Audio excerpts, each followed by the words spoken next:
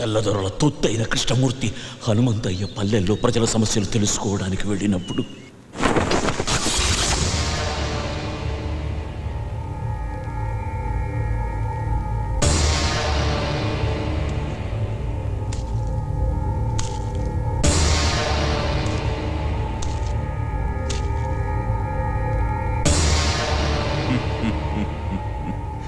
అందరినీ మర్యాదగా అడుగుతున్నాను, హనుమంతయ్య ఎక్కడికి వెళ్ళాడో చెప్పండి.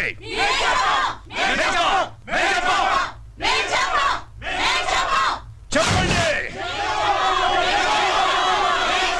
చెప్పండిరా.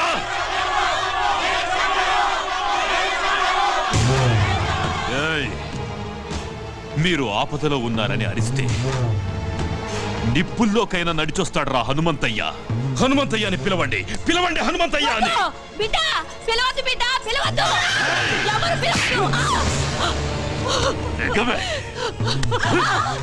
కన్న బిడ్డల కన్నా ఎక్కువైపోయాడా హనుమంతయ్య? ఎక్కువేరా, నేను మా ఆయన కలిస్తే పుట్టాడ్రా వీడు. మమ్మల్ని కాపాడమని ఆ దేవుణ్ణి కన్యలతో ప్రార్థిస్తే మా అందరి కోసం పుట్టాడ్రా హనుమంతయ్య. అయితే మీ బిడ్డల్ని ఆ దేవుడు ఎలా కాపాడుతాడో చూస్తానే, నేను చూస్తాను. రాయ్ మందుగుండు చుట్టండ్రా.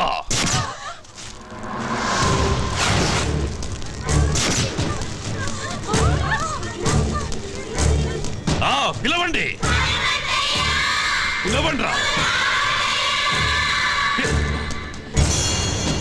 మందుగుండు అందించండ్రా.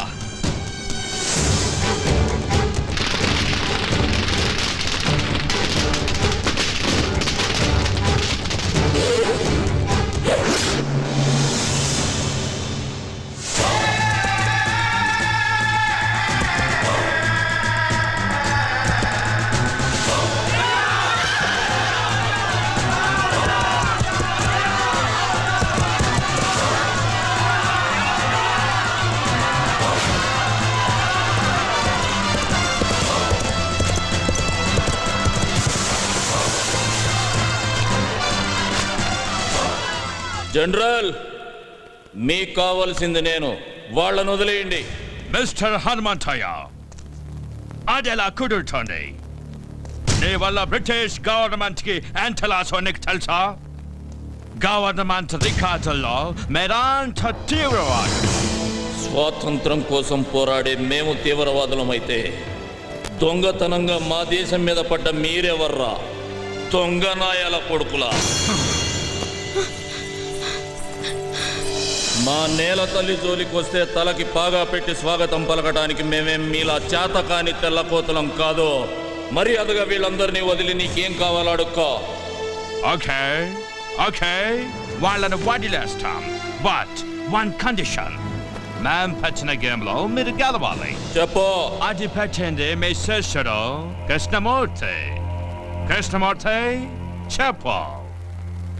ఏం లేదయ్యా, మీరు ఈ ఊరి జనం మీద ప్రాణాలే పెట్టుకున్నారని, వాళ్ల కోసం ఏమైనా చేస్తారని చెప్తే ఈ ద్వారా నమ్మట్లేదయ్యా.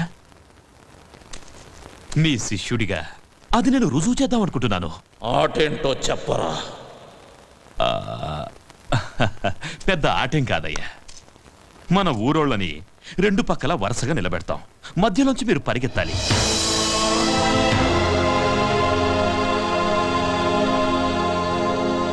మీరు పరిగెడుతూ ఎంతమందిని దాటేస్తారో అంతమందిని వదిలేస్తాం. ఒకవేళ అందరినీ దాటేస్తే అందరినీ వదిలేస్తాం.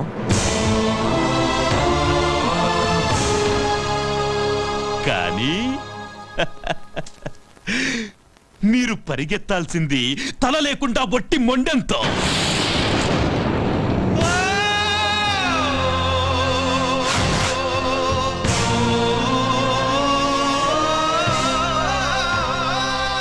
అంతేనయ్యా. వీణ్ణి తాకి నువ్వు మైలపడద్దు. Hanumanthayya, this is a death game. Are you ready?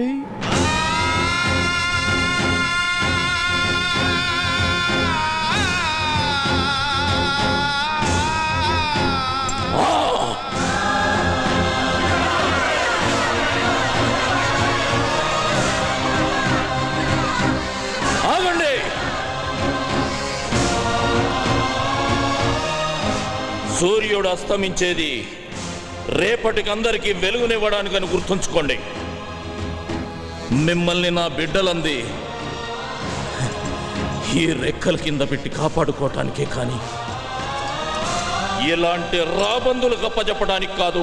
హనుమంతయ్యా, వద్దయ్యా, వద్దయ్యా, మమ్మల్ని అనాథం చేయొద్దయ్యా, వద్దయ్యా. రై సీతారామయ్య, ఎన్నాళ్ళు నేను పీల్చిన ఊపిరి మీకోసమే అన్నది నిజమైతే అది పోయేటప్పుడు కూడా మిమ్మల్ని కాపాడుకొనే పోతుందిరా. ఈ హనుమంతయ్య ముండం పరిగెడుతుందిరా, పరిగెడుతుంది.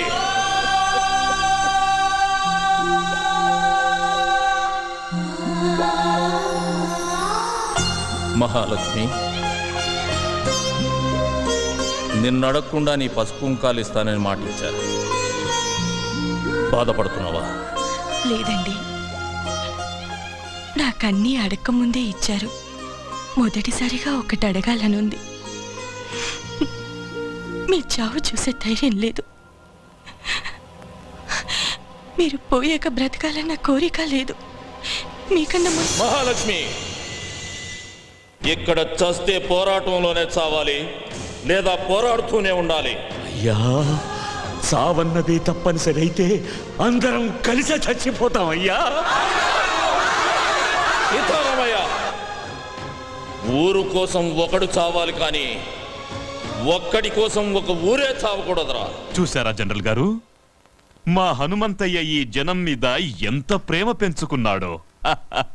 కృష్ణమూర్తి, ఆకలితో ఉన్న నీ కడుపు చూసి తిండి పెట్టానయ్యా, కానీ నీ కళ్ళల్లో ఉన్న ద్రోహం కనిపెట్టలేకపోయాను. అది వాడి తప్పు కాదు మహాలక్ష్మి, నువ్వు వాడికి పెట్టిన తిండిలో ఉప్పు కలపటం మర్చిపోయావు. అయ్యా, నేను గెలవాలన్న సంకల్పం పెట్టుకున్నాను, అందుకే గెలుస్తున్నాను. జనరల్, మీరు పెట్టిన పందెంలో నాదో షరతు. నా తల మీ చేతిలో తెగదు. సీతారామయ్య, అయ్యా, నా తల నీ చేత్తో తెగాలరా. అయ్యా, నా వల్ల కాదయ్యా. సీతారామయ్య, జీవితంలో మొట్టమొదటిసారిగా నాకు ఎదురు చెబుతున్నావయ్యా. అది కాదయ్యా. రేయ్, నా తల వాళ్ళ చేతిలో తెగితే ఓడిపోయినట్టు అవుతుందిరా. చచ్చా, నా చేతిలో తెగితే ఆత్మహత్య అవుతుంది. వీరుళ్ళ చావాలని ఆశపడుతున్నాను రా. రేయ్, జీవితంలో నా గురించి ఏదైనా చేయాలనే కోరిక నీకుంటే ఇదొక్కటి చేయరా. వెళ్ళు, వరుసల్లో నిలబెట్టు.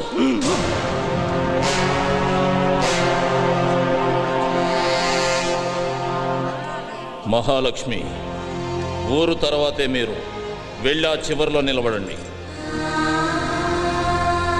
మహాలక్ష్మి,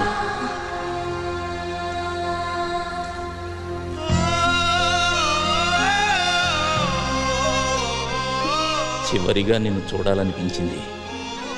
నీకు నన్ను ఏమైనా అడగాలనుందా? ఒక వీరుడి భార్యగా ఈ జీవితానికి ఇది చాలండి. లే మహాలక్ష్మి, నువ్వెప్పుడూ పసుపు కుంకుమలతోటి మహాలక్ష్మిలా ఇలాగే ఉండాలి. రేయ్ నాన్న, నన్ను క్షమించరా. ఒక తండ్రిగా నా బాధ్యత నేను నిర్వర్తించకుండానే వెళ్తున్నాను నాన్న. మీ అమ్మకి నేనే ప్రపంచం, నీకు మీ అమ్మే ప్రపంచం కావాలి. నాన్నగారు, మీ కళ్ళల్లో ఏమీ లేదు నాన్న, నా పెంపకంలో కూడా కృష్ణమూర్తి లాంటి ద్రోహిని తయారు చేసి ఈ దేశానికి వదిలి వెళుతున్నానే అని బాధ. వెళ్ళండి.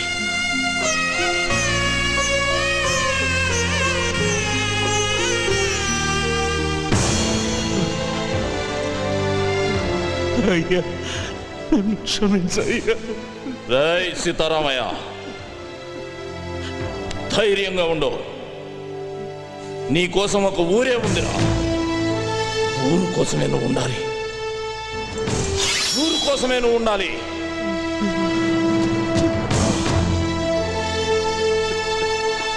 రాయ్ జనం కోసమే బతుకు. రాయ్ కృష్ణమూర్తి, వీరుడు సాధించడం కోసమే పుడతాడ్రా, మళ్ళీ పుట్టడం కోసమే తెస్తాడు.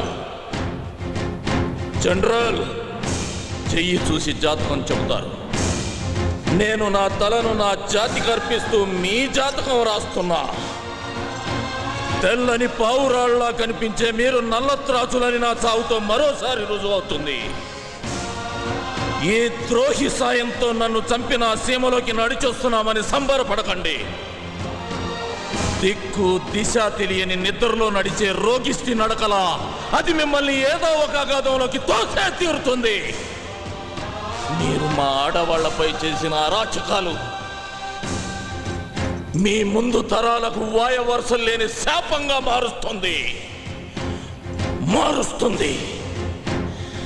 నేను వదిలేన ఈ చివరి ఊపిరి నా తల్లుల కడుపుల్లో ఉన్న పసిబిడ్డలకు మిమ్మల్ని తరిమి తరిమి కొట్టడం కోసమే మీరు పుడుతున్నారా అని గుర్తు చేస్తుంది. తెగిన నా ఈ తల ఈ దేశ సరిహద్దుల్ని త్రినేత్రమై కాపాడుకుంటుంది. నా దేశంలో ఎగురుతున్న ఈ జెండాను తెగదెంపి మార్చి మసి చేసి ముచ్చటైన మాము వన్నెల త్రివర్ణ పతాకపు జెండా నా దేశపు నడిబొడ్డున స్వాతంత్రపు స్వేచ్ఛా వాయువులను పీలుస్తూ సగౌరవంగా రెపరెపలాడుతూ ఎగురుతుంది. నేను పలికే ఈ వందే మాతరం పహారా హుషార్, పహారా హుషార్ అంటూ నా దేశాన్ని రేయి పగలు కాపలా కాసుకుంటుంది. వందే మాతరం, వందే మాతరం, వందే మాతరం.